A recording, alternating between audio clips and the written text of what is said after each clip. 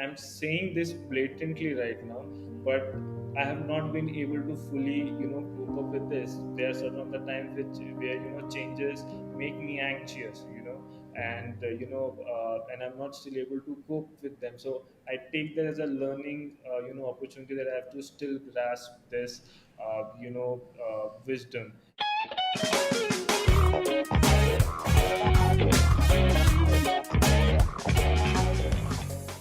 A big hello and welcome to my show Unbound. I'm your host Mamta. Unbound एक ऐसी जगह है जहां आप आते हैं कुछ ऐसे लोगों से मिलने जिनकी स्टोरीज अभी पूरी तरह से बताई नहीं गई हैं. This is a space which is curated for people from different walks of life who have sailed through uncharted waters. And they are here with us to take a deep dive into their personal journey so we can find our inspiration and nuggets of wisdom. So let's get started and unravel, unearth, and uncover a story of an absolute unstoppable human who has dared to achieve the unthinkable. Come, let's unbound together. Our guest today is Manjul Wadhwa. He is the branding and marketing strategist who helps startups and SMEs develop growth marketing strategies. He is currently the agency owner at Anagram Media Labs.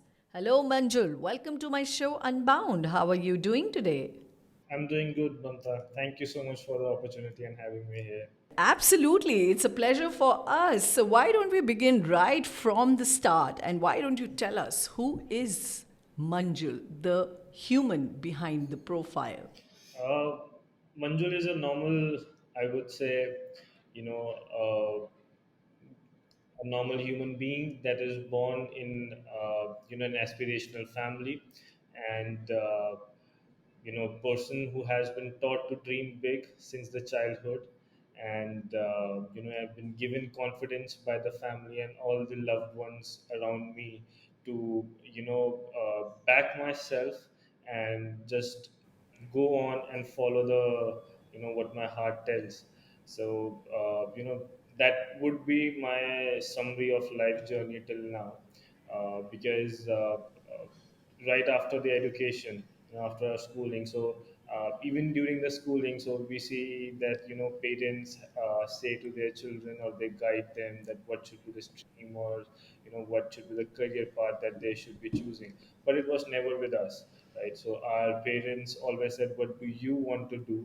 And they always backed for our decisions. They were always standing behind us, and like a supporting and a helping hand. So and as it would has have been, because of those aspirations and dream, so I wanted to get into the journalism world, because I thought that that is the profession where you could get fame as well, and also lead a purposeful career, right? So but as destiny would have, although I did my graduation in journalism itself, but while doing journalism, I was, even during my college time, I was, exposed to a lot of different things, right? So I tried and tested a lot of things. I did a lot of internships at news channels, did a lot of research projects, did a lot of writing projects. I was just trying to see where, my inner curiosity, to innovate and excel, find this resting place. But till now, I have not find that. I'll be very honest with that as well. While doing all that after the first year, so I stumbled upon,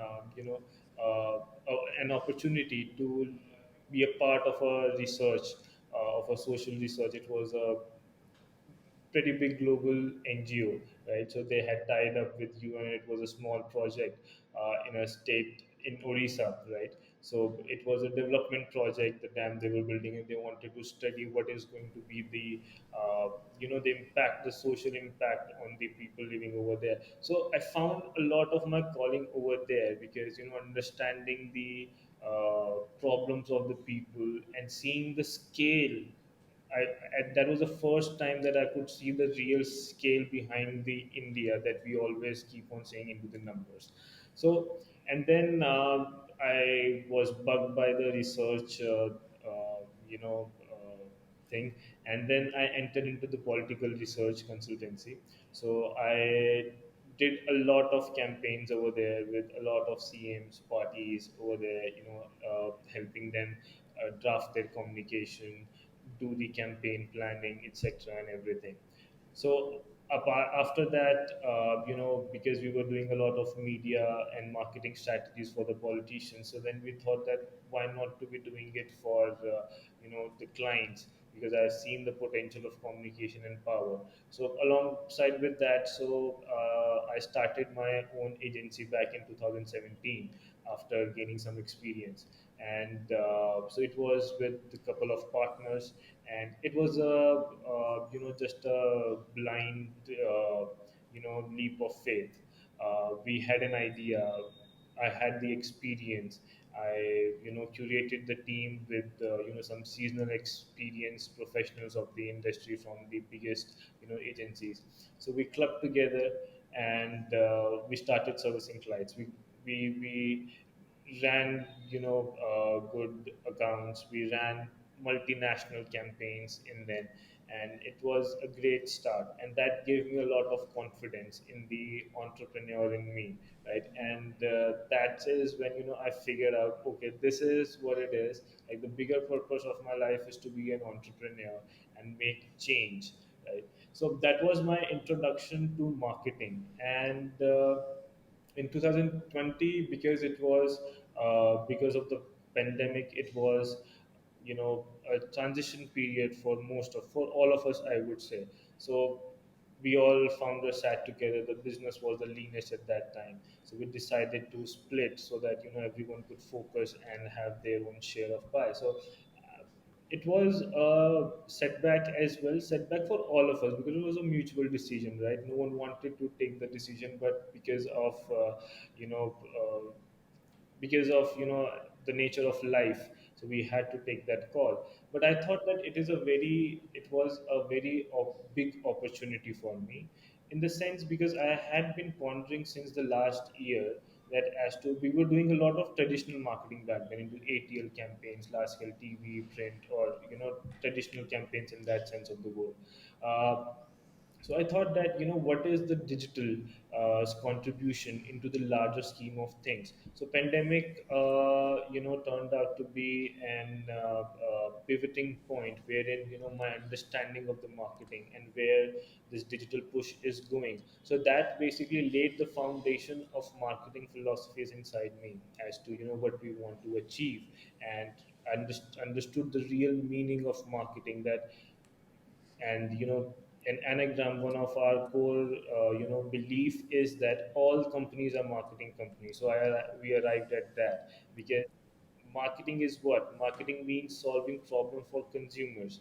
So okay, so Manjul is still the same. So this is one inner thing that I have, me, that I do not want my inner child to die, right? So that is still me, and I wish that I'm able to maintain Wow, that more lifelong. strength to you on that, and I'm sure you'll be always a child at heart. So, while you are finding so many solutions to the branding and marketing problems out there, have you really found yourself? Have you found your biggest strength, your talent?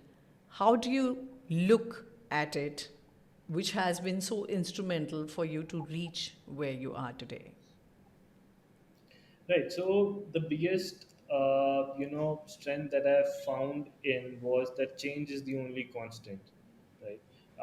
And that's what I say, that growth happens in the periphery of when you are in the midst of between chaos, just on the edge of between chaos, right? Because therein you are able to make connect the dots, right? So this is what I have found, because entrepreneur or running an organization, you have to deal with a lot of changes. There are many changes, micro changes, that are happening over there.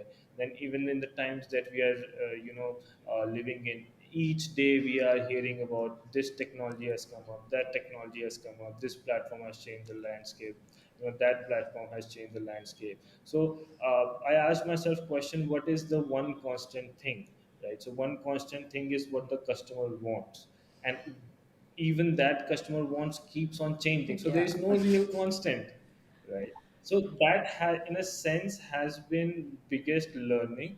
But I would also say that I'm saying this blatantly right now, but I have not been able to fully, cope up with this. There are certain of the times where changes make me anxious, and and I'm not still able to cope with them. So I take that as a learning, opportunity, that I have to still grasp this, wisdom, and fully understand how to apply it. So, in that case, as a marketer or maybe as a person, what is your biggest fear of missing out? What's your biggest FOMO? My biggest, FOMO has been not meeting the goals that we set for our organization, and for myself. So, you know, the pandemic has been a great patience, testing experience for us, because we could literally see no external growth, while internal a lot of growth and development were happening around us.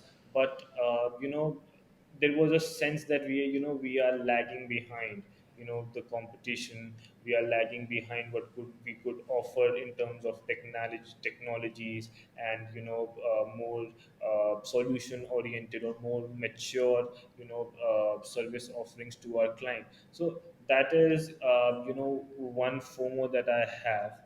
And second thing would be being, impatient with myself, like of it, because it basically stems from inside, right? So we and the impatience come from because we have set a lot to achieve, and once we daily look at our goal and we see what is the distance that we have to travel, so that makes you impatient, right? So that generates the FOMO. So yeah, I So, would are say you really that being that is the harsh on biggest FOMO. yourself? Are you tough on yourself? Yeah, I would say so, yes. And I have been advised, and I'm trying to work on it to be more patient with myself, because what we can control is, what is my preparation for it. Because certain of the times it happens, my style of working or my daily routines are different from the other team members, right? And you can't expect them, to be working toe to toe like you are working. I'm not saying that my contribution is better. Their contribution will be much better than mine, but I'm saying in the sense because you are in a leadership role. So keeping that position in check is also very important, because you cannot dictate everything just because you can, right? So in that sense, I have developed this understanding that for me to be kind and nice to other people, first I need to be patient with Absolutely. myself. That is some inner light and wisdom. And my sincere, if I may say, a small little advice with you to you would be to take it easy and slow. A lot of times, when you sow a seed, you sow a plant, you do not see, you do not dig the ground to see everyday progress. It's only that day that it starts to begin to come to its fruition, the first sprout when it springs. That is when you understand that yeah, it's been growing. So I'm sure the seeds of thoughts and whatever you're setting out yourself to achieve, you are putting out there and they are manifesting. Just be That kind to yourself first. So coming to some of the role models or mentors, have you actually had people who have guided you through, who have inspired you in this journey, whom you'd like to acknowledge? Yeah. uh yes. So a lot many, like I said, I'm a bookworm kind of a person, right? I read a lot, and while reading I have been exposed to so many thoughts, so many ideologies, so many worldviews. So then I very early on I realized that it is very difficult for me to have one role model, Yeah. right? So what I have is that I have my own personal goals and characteristics that I want to develop in myself. And so I try to figure out, okay, which is the one person that has nailed this characteristic in his life, Oh, right? wow. Like you sort of personify that and then you set yourself to become that character. Is it something like Yes, that? and I try to see, because they are the master of that craft, right? And so a person A, of course, all these people, are exemplary leaders. Some are not alive, some are, alive, right? But they all lack somewhere, right? And that's what we human beings are. But so if you read any book or reference by a very renowned expert in their field, they will not talk, just give one reference. Their book is a culmination of thousands of references and books, and reading those, you are Correct. able to empathize with the writer, that he might not be having just one role model, right, or one person he's falling to. And I'm not taking away the fact that you do not need to have a mentor in your life. That is also important. So, what about biases, Manjul? Have you faced any? Do you have any? Uh, yeah, of course. We are human beings, so we have biases. Uh, but biases in which sense are you talking about? Could be any, positive, negative. Could be any. Somebody could be biased towards success. Somebody could be biased towards hard work. Somebody could be biased towards positivity. That come what may, Yeah, I'm going to be yeah. positive. So So yeah. you just answered my question in the references. So one of my biases, of course, has been that, because like, the one coping mechanism to do dealing with failures is being optimistic. So if you are not positive and optimistic, so you cannot be an entrepreneur, right? So because you face challenges, and if you become negative, you'll not be able to wake up and go to the work next day, right? So and that biasness also leads to overconfidence as well, certain of the times, right? Because Yeah. it's, yeah, of course you need to have a positive and optimistic mindset and approach, but you also need to be cautious. You also need to look at the negative aspects, right? And I tend to ignore the negative aspects in things and areas where I am very positive or very confident about, right? So that does not come naturally until and unless someone points to me out that, okay, this is also thing you should be considering about.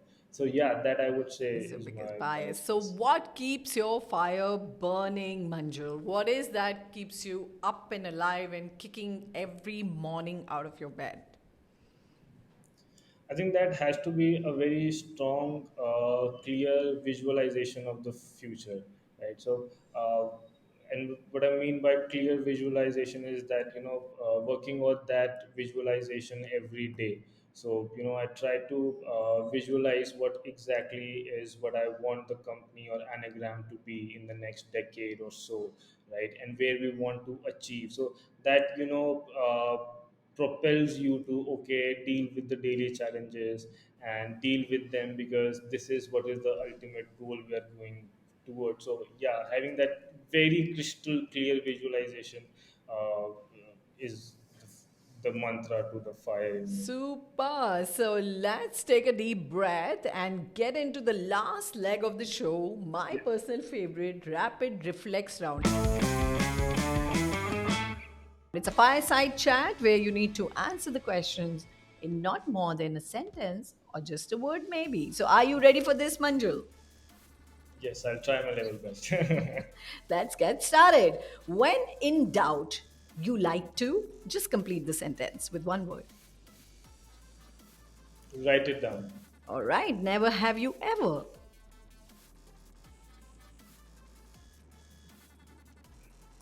Like I said, I'm experimental person, so this is not coming to my mind. uh, All right, we'll come back to you. Cricket to you is, Biggest passion. if not running a business, you would be running. Probably a policy making company. All right, your favorite food. I would say Rajma Chawal. Your life purpose is.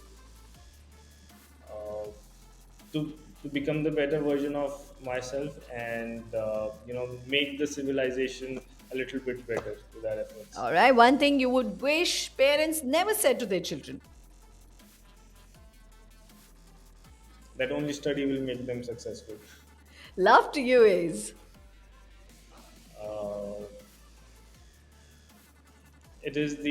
uh, it is the thing that keeps you forward and straight and believe in yourself. And life to you is. Endless sea of opportunities. Well, you have truly come unbound with us today, Manjul. Thank you so much for being a part of this show, sharing your journey, your passion, your life with us. We wish you an unbounded success ahead. Thank you so much, Mamta. I really love the open-ended questions and the I would say challenging questions that you also do not ask yourself. And I hope that your listeners are also able to take one or two things out of this. And kudos to you as well, for taking on this journey and doing it out for the world. Thank you. Let's stay unbounded together.